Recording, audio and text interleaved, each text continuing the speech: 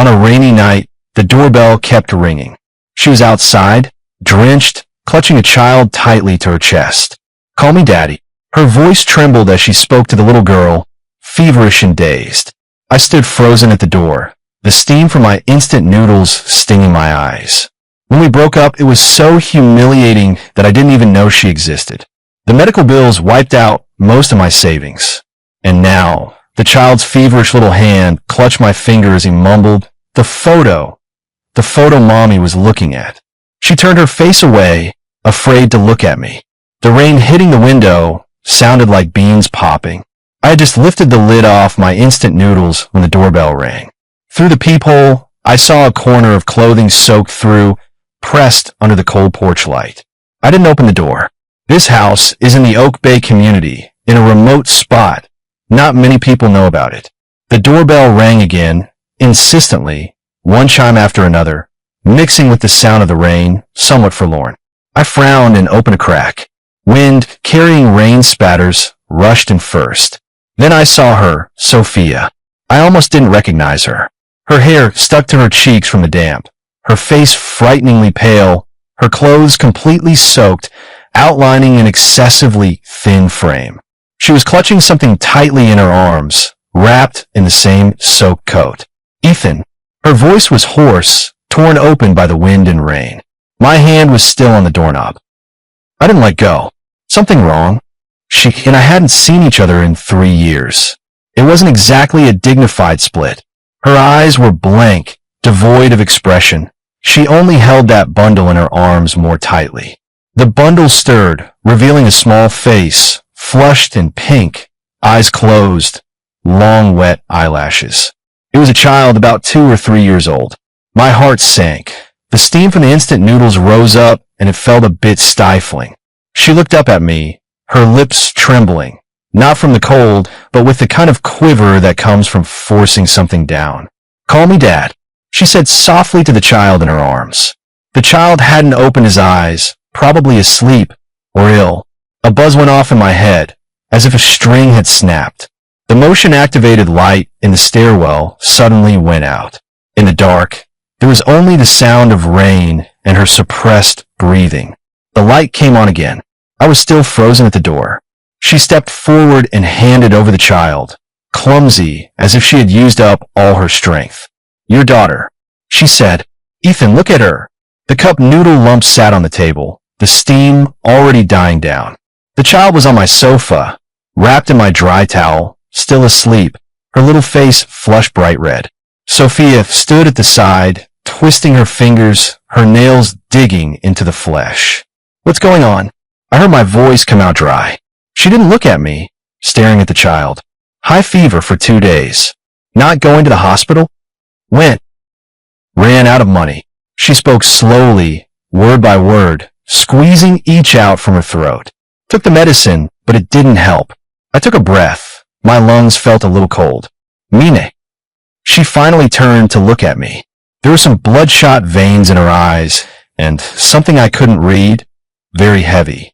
"What else? When was it born?" "After we broke up. I found out 4 months later." I did the math. That was right after our worst fight yet. She slammed the door and left, never coming back. Her number was blocked, and every way to contact her was cut off. "Why didn't you say anything?"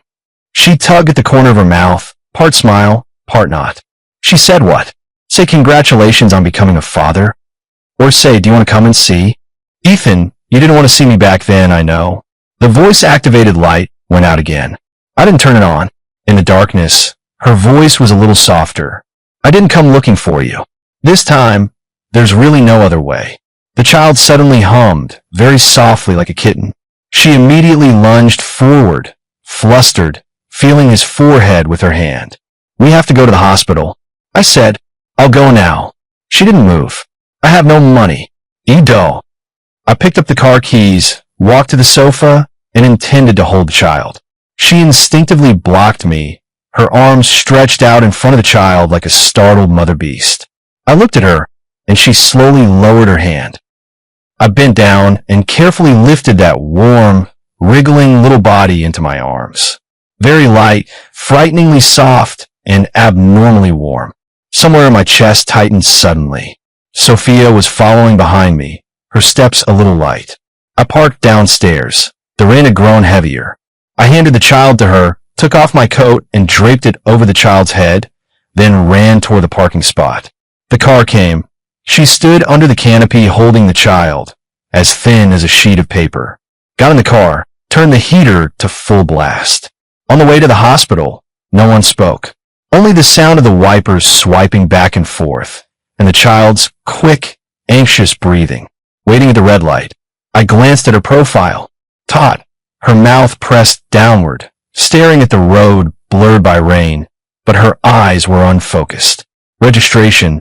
Emergency, the doctor examined. Viral flu led to pneumonia. Hospitalization was required. I went to pay and swiped $5,000. When I returned, the nurse was injecting the child. The child cried, voice weak, little arms and legs kicking. Sophia held her down, hair hanging down, covering her face. The nurse was a bit anxious. Hold her still. Don't move. I went over and helped hold down that small, feverish arm. The needle went in, and the child screamed as if his heart were being torn apart. Sophia suddenly turned her face away, her shoulders tensing. After securing the needle and pulling the blanket up, the child, exhausted from crying, sobbed himself to sleep. The hospital room smelled strongly of disinfectant. Sophia sat on the chair by the bed, her back straight, watching the medicine drip drop by drop through the infusion tube. Have you eaten? I asked her. She shook her head, gave no response, as if she hadn't heard. I went downstairs and bought a bowl of porridge and 2 buns at the little shop by the hospital entrance. I took them up and shoved them into her hands. Eat. She looked at the food, then at me, and didn't move. Still have to take care of the child. You want to collapse? Only then did she slowly pick up the spoon, scoop a mouthful of porridge, and bring it to her lips, chewing mechanically. After 2 bites, she put it down and reached to touch the child's forehead again. Still burning. The medicine doesn't work that fast. I said. She hummed, withdrew her hand, and went back to staring absent-mindedly at the bowl of porridge. I leaned against the wall, watching that little thing on the hospital bed. Light eyebrows, a slightly flat nose, just like I was when I was a child. My heart was in turmoil. What's your name? Nora Johnson. Her voice was very low. You're Johnson. Nora Johnson. Johnson. My throat tightened, and I had trouble catching my breath. Who named him? Me. She didn't look at me again. She reached out and very gently brushed the stray hair off the child's forehead. That was... Right then, in the latter half of the night, the fever finally subsided a bit. Sophia was asleep, lying on the edge of the bed, breathing lightly, her brow still furrowed. I went out and smoked at the end of the hallway. Outside the window, it was almost dawn, and the rain hadn't stopped. Nicotine burned into my lungs, knocking my head into a bit of confusion. There was an extra daughter, named Nora Johnson, 3 years old, raised alone by Sophia. She looked like she was not doing well, very poorly. After the 3rd cigarette, I went back. Sophia woke up, dipping a cotton swab in water, carefully moistening the child's lips with practiced movements. Go back to sleep, she said without looking up. I'll stay here and watch. You don't have to go to work tomorrow. I'm taking time off. She didn't speak anymore. I pulled a chair over and sat opposite her. The air was silent, broken only by the faint sound of the 4-pump. The child stirred and made a little whimper. She immediately leaned over and patted very gently. Mama is here. Her voice was gentleness made strange. The child fell back asleep. She stayed bent over, not moving for a long time. Dawn had fully come. The rain had slackened to a soft, steady patter. The nurse came to do the rounds and take our temperatures. 37.8, much better. Sophia visibly relaxed her shoulders and said thank you. The nurse glanced at the 2 of us. Child's father, go get something to eat. Adults can't fall apart. I went downstairs and bought breakfast. When I returned, Sophia was washing up in the bathroom, the water gushing. The elderly woman in the same ward smiled at me. Your daughter is so well behaved. She hardly fussed all night. Your wife must be exhausted. She probably didn't sleep a wink, right? I opened my mouth, said nothing. Sophia came out, dark circles under her eyes. She took the porridge and drank slowly. The child woke up, opening his eyes, the whites and blacks clear, looking at me and then at Sophia, a little timid. Nora, you're awake? Still uncomfortable. Sophia set down the porridge, leaned in, her voice soft enough to drip. The child mumbled something under their breath. What do you want? Tell mommy. Bear. Sophia took an old, nearly worn smooth brown teddy bear out of the bag beside her and shoved it into her arms. The child hugged the bear, quiet, big eyes still staring at me. Sophia followed her gaze to me and pressed her lips together. Nora, this is... She stopped, seeming not to know how to introduce me. The child suddenly spoke softly. Dad! Sophia and I were both stunned. The hospital room fell silent for a moment. How did you know? Sophia's voice trembled a little. The child lifted the teddy bear up, hiding their face, only their eyes visible. From the photo, Mom saw the photo. Sophia's profile turned pale and translucent in an instant. She was discharged from the hospital a week later. When settling the bill, another more than $3,000 was charged. I drove back to my place in the Oak Bay neighborhood. Get off the car. Sophia held the child and followed behind me, her steps hesitant. Go upstairs. Open the door. I stepped aside. Come in. She stood there without moving. The medical bills. I'll pay you back. We'll talk about it later.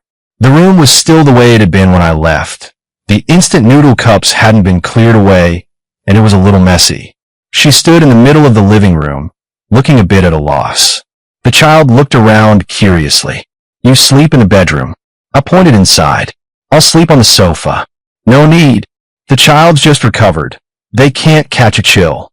I interrupted her and tossed the instant noodle cup into the trash. Turn the hot water to the left. Clean towels are in the cabinet. She held the child and didn't move. Ethan, we can't live here for free. Then will you pay rent? I looked at her. Her lips moved, then fell silent. How much a month? Pay me later. I went into the bedroom, shoved the messy clothes into the wardrobe, and changed the sheets and duvet cover for a clean set. All right. She came out, still standing there. The child was draped over her shoulder, playing with her hair. I'm going out to buy a few things. Make yourselves at home. I went to the UN supermarket and bought rice, vegetables, meat, eggs, milk, and nutritional paste for the child. Then I went to Shingshan Mall and, by feel, bought a few pieces of clothing and shoes for the child, plus new towels and a toothbrush. I carried the big and small bags back. I opened the door. No one was in the apartment. There was the sound of water in the bathroom. I put the things down in the kitchen. She came out, Sophia carrying the child from the bathroom. The child's hair was wet and was wearing a clean but slightly worn set of clothes. Seeing me, she froze for a moment. I bought groceries. I'll make something to eat in a bit. Thank you. She placed the child on the sofa and carefully dried his hair with a towel. I went to the kitchen to wash the rice and cook porridge. While slicing the meat into thin strips, I heard the child giggling softly in the living room. I glanced back. Sophia was tickling her, the corners of her mouth curved in a very slight arc. I hadn't seen her smile in a long time. After dinner, it was dark. I hugged the quilt and put it on the sofa. Sophia finished tidying the kitchen, came out, saw the sofa, and said nothing. I brought my laptop so I can handle some work. She took a very old Dell laptop with a small screen out of that worn backpack. There's a table in the bedroom.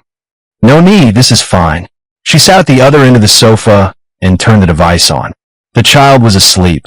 The house was very quiet, only the soft sound of her typing.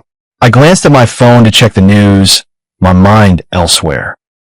A little after 10, she closed her laptop and rubbed her eyes. I'm ready, you go wash up. When I finished and came out, the living room lights were off, only a small wall lamp remained. She was lying on her side on the sofa, facing away from the room, as if asleep. The blanket bulged into a small lump. I turned off the wall lamp and lay down at the other end of the sofa. In the dark, I could hear her breathing, very soft, as if trying to suppress it. There was also the faint sound of a child snoring.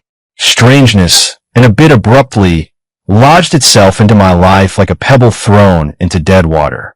Unable to sleep, I turned over. The breathing on the other side stopped immediately. A few seconds later, it rang again. She wasn't asleep either. The next day, I woke up early, my back and waist aching. The sofa was too small. There was noise in the kitchen. Ik walked over. Sophia had my apron tied on and was frying eggs. The child sat on a little kitchen stool, holding a teddy bear and watching. Did I wake you? She turned back, a little flustered. Almost ready. It's nothing. Fried egg, plain porridge, and some pickled mustard greens set on the table. Eat. She blew on the porridge for the child to cool it. Ate it all in silence. I washed the dishes while she changed the child's clothes. I have to go to work today, I said. The keys are on the shoe cabinet. Buy whatever you need yourself. I took my wallet, pulled out a stack of cash. About $2,000 or $3,000, and put on the table. She looked at the money, but didn't take it. Consider a loan, I said. She lowered her head and buttoned the child's clothes. Thank you. I came home from work, and before I even opened the door, I smelled something delicious, the scent of cooking. I opened the door.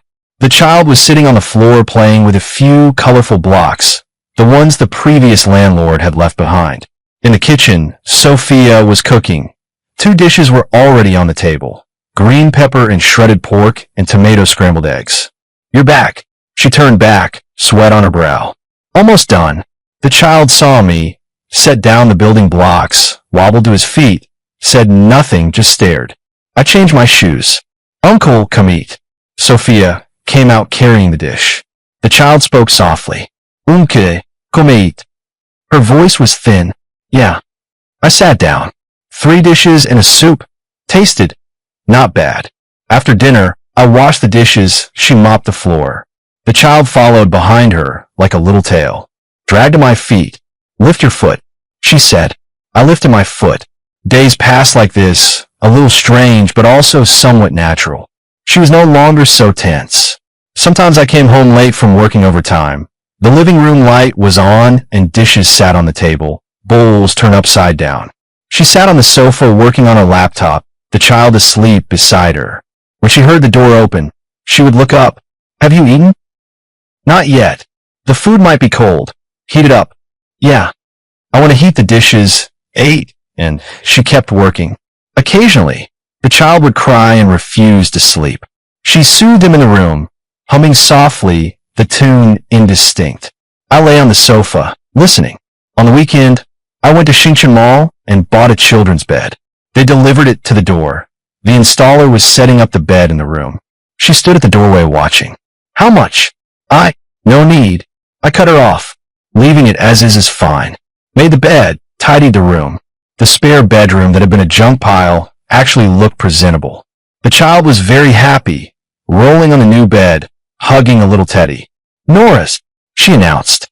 Sophia leaned against the doorframe, watching, a faint smile at the corner of her mouth. That night, she insisted the child sleep in the second bedroom. She can sleep on her own now. 3 years old, a bit young, isn't she? Not at all. She spoke firmly. Get used to it. On the child's first night sleeping in the spare bedroom, in the middle of the night, I heard crying. I opened the door and went out. Sophia was already there, holding the child and soothing him softly. Mama's here. Scared. Don't be, little bear is with you. I went to pour a cup of warm water and handed it over. She took it and fed the child 2 sips. Do you want to sleep with us after all? I only said it and then felt that the word us was a bit delicate. She shook her head. She needs to get used to it. The child, tired from crying, fell asleep again. She gently put it back and straightened the quilt. We stepped out of the room. The corridor was very narrow. She smelled of milk, the same scent as the child's. You woke up, she said. It's nothing. A moment of silence. Thank you, she said. Thank me for what? For everything. She didn't look at me, turned back to the bedroom, and the door closed quietly. One day after work, there were 2 large plastic bags left at the door. Inside were the child's old toys, old books, and a few small clothes. Sophia was cooking in the kitchen. From Mrs. Smith next door. She said, her granddaughter is grown up. She doesn't need it anymore. Oh, at dinner, she said to the child. Nora, say thank you to Mrs. Smith. The child nodded. The next day, Mrs. Smith from next door stopped me in the hallway. Ethan, is that your wife and child? I was taken aback for a moment. Yes. You haven't been here before? I used to live in my hometown in a small town. Oh, Mrs. Smith laughed. The child looks like you, especially the eyes. Your wife has had it tough, raising the child by herself and waiting for you all this time. I smiled and didn't explain. On the weekend, I took the child to play on the slide in the complex, and Sophia stayed with us. Mrs. Smith from across the hall was there with her granddaughter too. Nora's dad. Could you help take a photo? Mrs. Smith handed me her phone. I took it and photographed them and the two children. The sun was bright. Sophia looked a little uncomfortable and smoothed her hair. The children were laughing happily. Look here, Nora. I called out. The child turned back and gave a crooked thumbs up. Sophia looked at her and smiled too. I pressed the shutter. That evening, Mrs. Smith sent the photos over. These are really well taken. Sophia looked at the photos and said softly, yeah. She said it as her phone wallpaper. A few days later, I received a delivery, a very large box. I opened it to find new children's bedding printed with little stars, a few new toys, and a set of picture books. The sender was blank. I look at Sophia. She shakes her head. It's not me. The phone rings. It's my mom, Margaret. Did you get the stuff? You sent this? Barbara, who lives next door, is a classmate from my university. My mother's voice was very calm.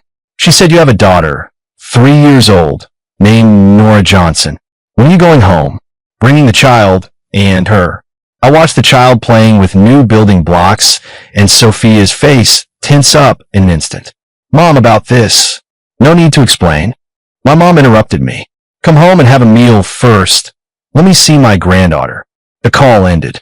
Sophia looked at me, her face a little pale. Your mother? Yeah, she knows. Across the way, Barbara. She was her college classmate. Sophia fell silent, her fingers unconsciously picking at the sofa cover. You don't have to go if you don't want to. I said. She was silent for a long time. Nora is her granddaughter. She should go. On the weekend, I drove back to Creek Valley where my parents live. On the way, the child was very excited, riding in a car for so long for the first time. Sophia was very quiet, looking out the window. When we reached the foot of my building, she took a deep breath before getting out of the car. My mother opened the door. Her first glance wasn't at me. Her eyes went straight to Sophia's face, then slid down to the child. Good afternoon, Mrs. Johnson, Sophia said softly. The child hid behind her, clutching a teddy bear and peeking out. Come. My mother said she couldn't read her expression. My dad Richard sat on the sofa and nodded. Seat. The atmosphere was a bit tense. The child asked softly, Mom, who is this? Before Sophia could answer, my mother took out a box and opened it. Inside was a traditional foreign amulet pendant, made of gold. Nora, come here. The child looked up at Sophia, and Sophia gently pushed her. Go to Grandma's. My mom put a pendant on the child and stroked her hair, just like Ethan when he was little. While eating, my mom served Sophia some food. Eat more, you're too thin. Sophia lowered her head. Thank you, Mrs. Johnson. Call me Mom. My mom said. Sophia froze with her chopsticks midair. My dad cleared his throat. Eat first. After dinner, my mom took the child to play with a newly bought doll. My dad and I were on the balcony. What's going on? He asked. It was like that. 3 years old. You didn't know before? I don't know. He glanced at me. What do you plan to do? I haven't decided yet. She raised the child alone for 3 years, my dad said, lighting a cigarette. That's not easy. Don't treat her poorly. When we left, my mom handed Sophia a red envelope. It was thick. Mrs. Johnson, you can't. Take it. My mother pressed down her hand. Buy something for the child. She looked at me again. Come back often when you have time. The car drove far away. Sophia still held that red envelope, looking out the window. The child, worn out from playing, fell asleep in the back seat. Your mother is very nice, she said abruptly. Yeah. Silence. The streetlights slid across the inside of the car in streaks. Ethan, she paused for a long time. What is this between us now?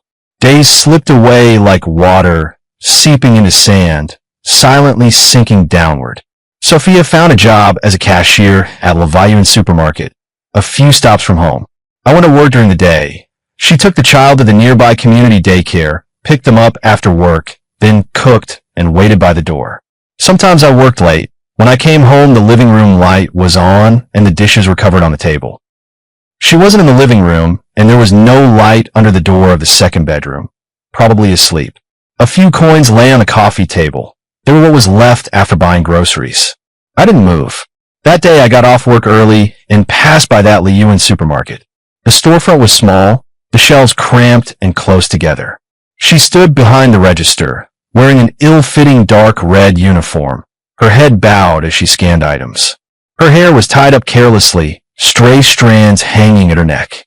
A customer had bought too many things.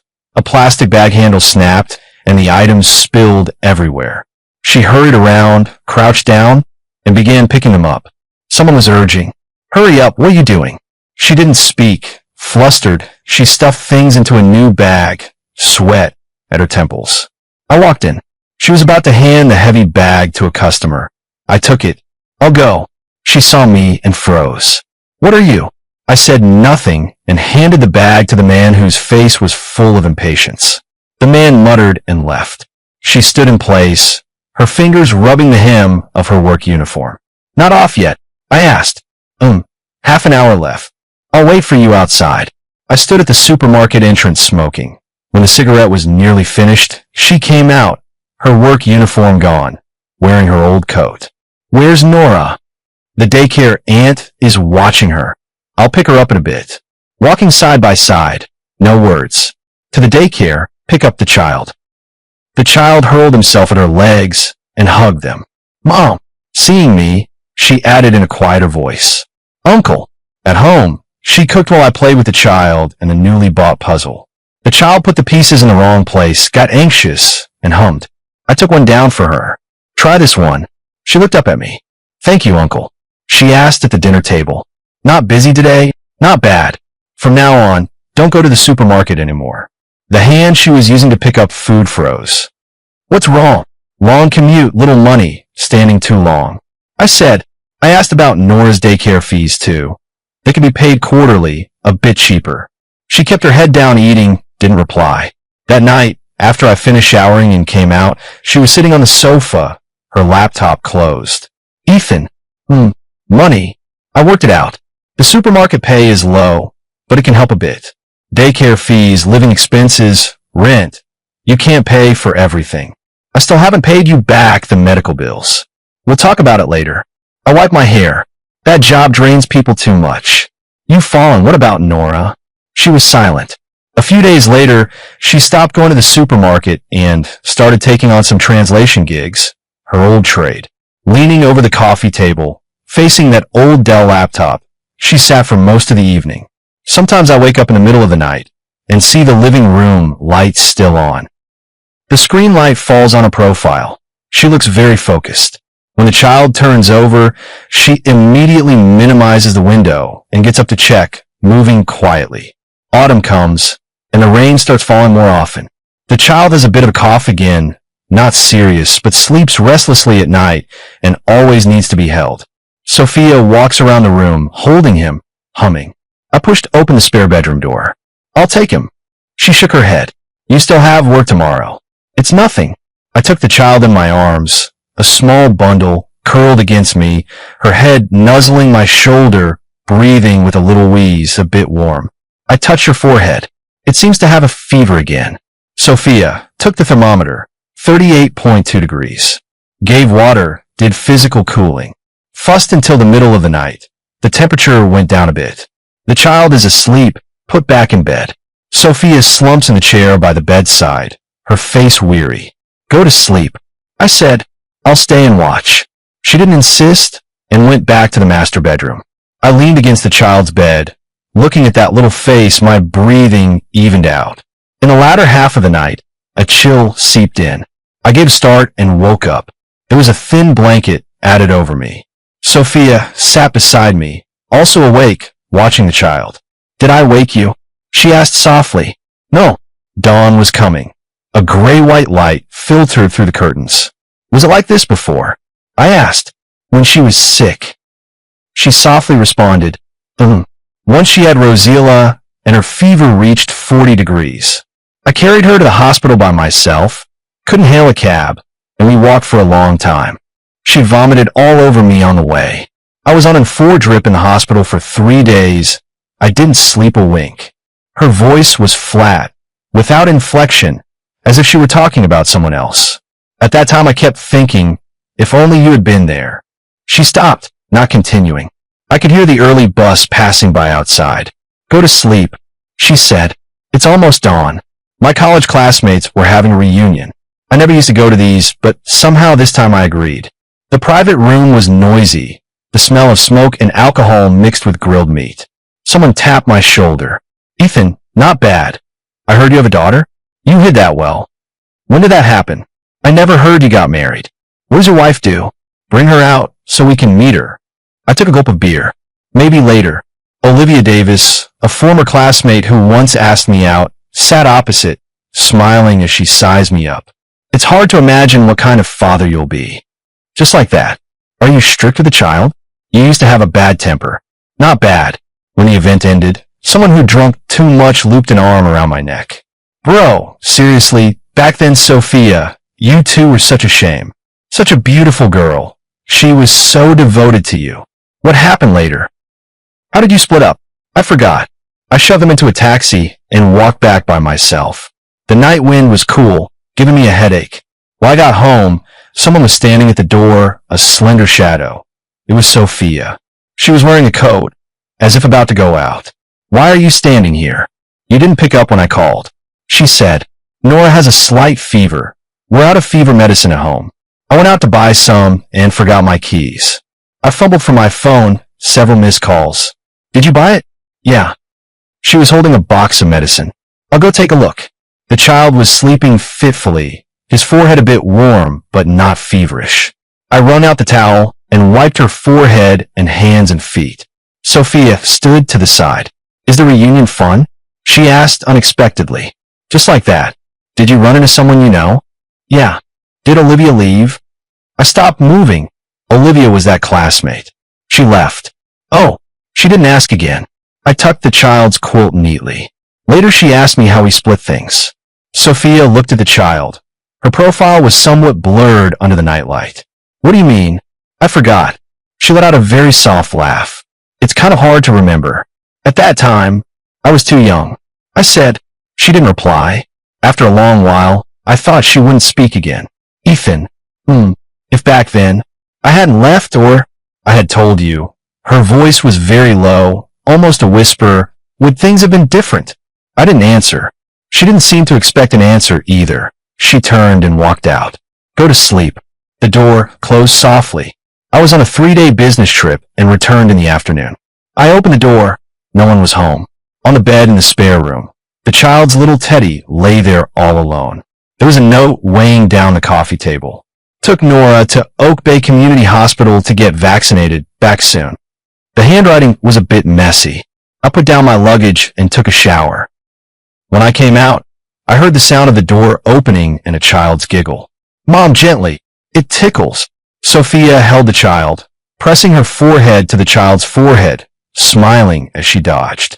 When she saw me, her smile faltered. You're back. Yeah. The child slid off my lap and ran to play with toys. Sophia put down her bag and went to the kitchen to pour water. Did it go well? Not bad. She leaned against the sink drinking water, her profile thin. Did she cry when she got the shot?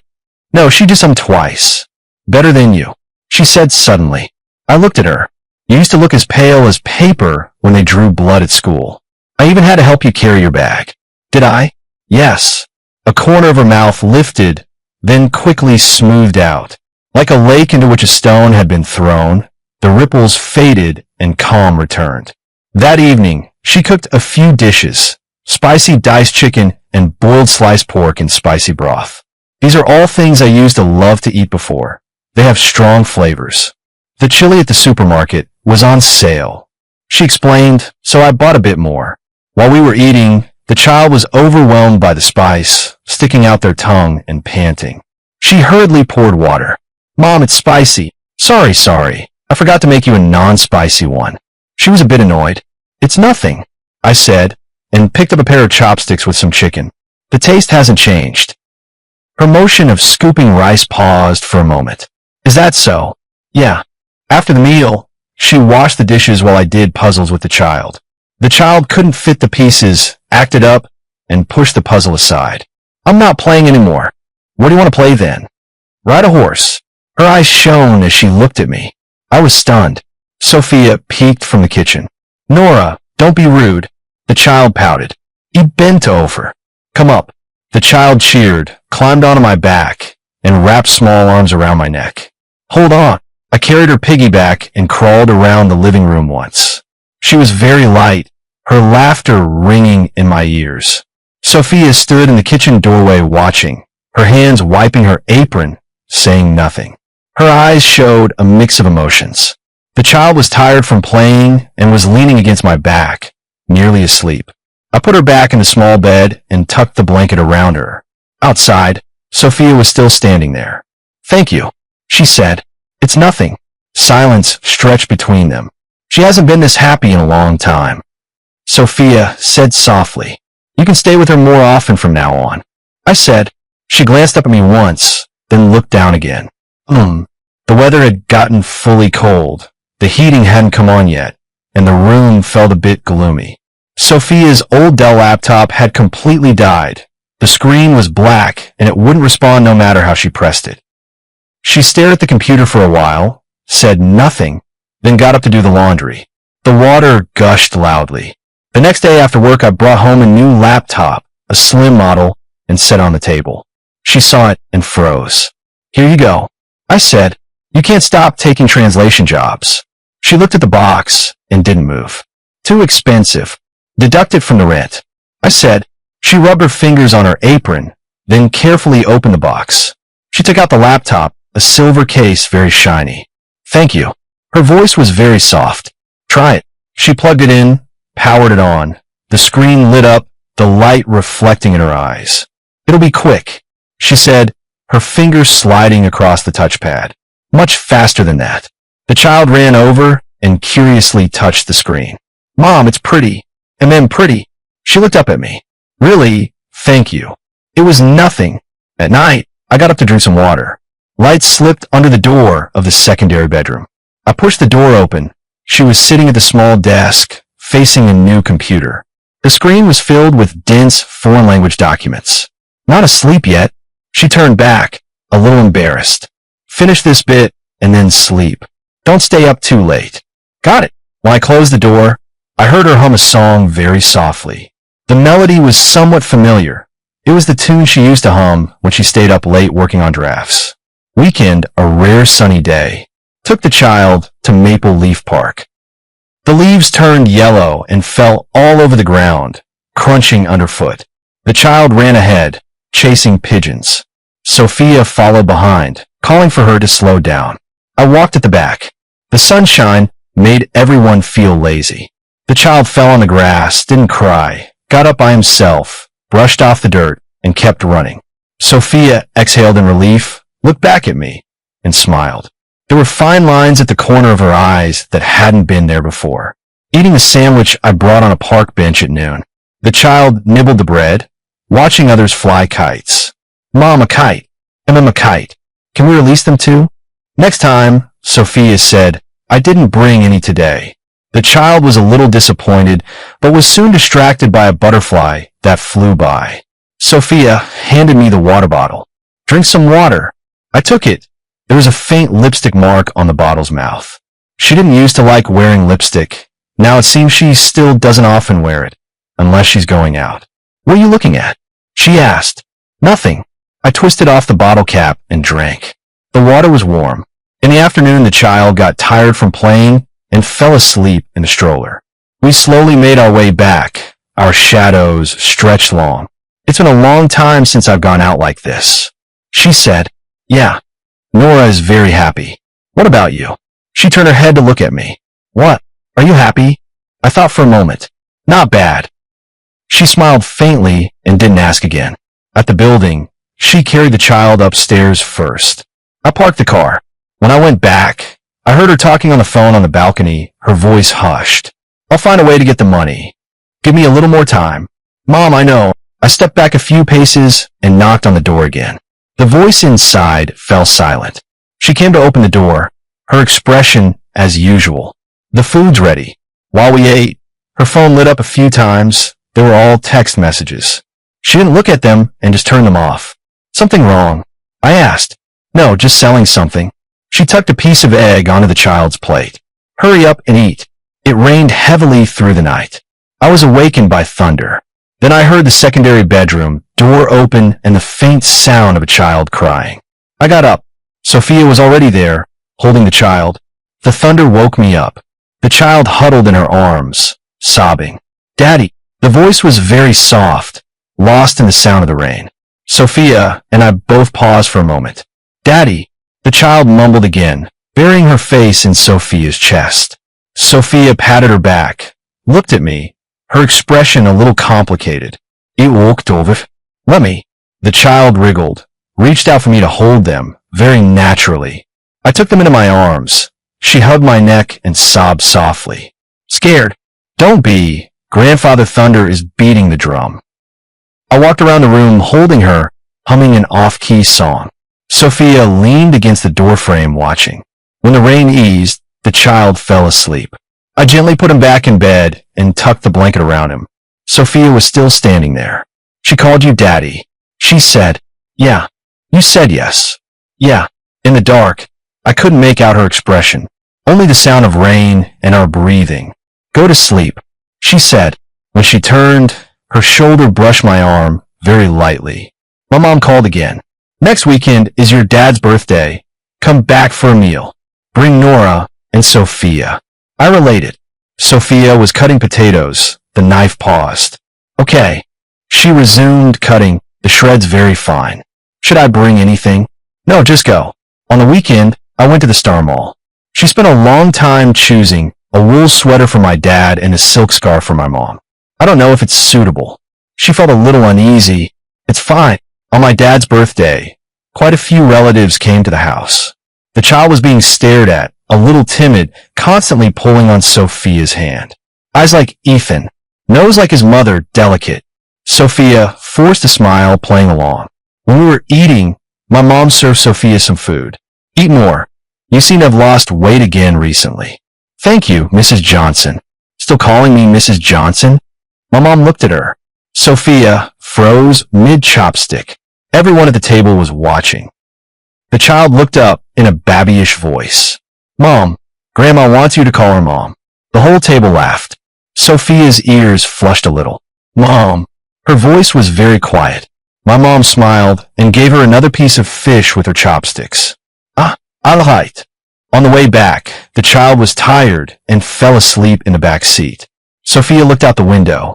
Your mother is very nice. Yeah. Thank you for today. For what? It didn't embarrass me. I turned my head to look at her. She still looked out the window as the neon light skimmed her profile. The things from before, she said softly, are all in the past. I didn't answer. The car drove downstairs and stopped. She didn't get out right away. Ethan, can maybe... She took a breath, as if gathering her courage. Start over. It was quiet in the car. You could hear the child's steady breathing. I looked at her. She looked at me too, her eyes shining startlingly in the darkness. There was anticipation and there was fear, just like years ago when she first told me she liked me. Okay, I said. Her eyes reddened all at once. She turned her face away, her shoulders trembling slightly. I reached out and took her hand. It was cold. She trembled, but didn't pull away. Instead, she turned her hand over and gripped my fingers tightly, hard enough that her knuckles whitened. The days seemed much the same, and yet everything felt different. She no longer slept in the spare bedroom. At night, there was an extra set of breathing and warmth beside me. Sometimes when I woke up in the middle of the night and saw her sleeping profile, I would feel a little disoriented, as if dreaming. The child officially started calling me Dad, very naturally, as if it had always been that way. On weekends, we took her to the amusement park. She sat on the carousel while we stood below watching. Music played as the carousel rose and fell. The child waved at us, smiling happily. Sophia leaned against me, her head gently resting on my shoulder. Like a dream, she said. I wrapped my arms around her waist. Not a dream. We left the amusement park. The child was asleep, and I carried him on my back. She walked beside me, holding the half-eaten cotton candy the child had left. The setting sun stretched our shadows long. Ethan, if only I had come sooner. She didn't finish speaking. It's not too late, I said. She stopped walking and looked at me. There was a light in her eyes, softness so overwhelming it was almost unreal. And then, not late. I went home and opened the door. The entryway light was a warm yellow. She changed her shoes. When she bent over, a small mole at the nape of her neck appeared and disappeared with the movement. I remembered it before. It's still there now, like some kind of mark. The child woke up, rubbing his eyes and asking for water. She went to pour the water. I watched her busy back, wearing an apron, her hair loosely tied up. She has always been the mistress of this house. At night, she nestles in my arms, her fingers unconsciously tracing the buttons of my pajamas. The translation job finished quickly. The payment was not small. Yeah, I want to repaint the spare bedroom. Nora likes pale yellow. Okay. And also, she looked up, her eyes sparkling. Shouldn't we go get a marriage certificate? I lowered my head and kissed her forehead. I'll listen to you.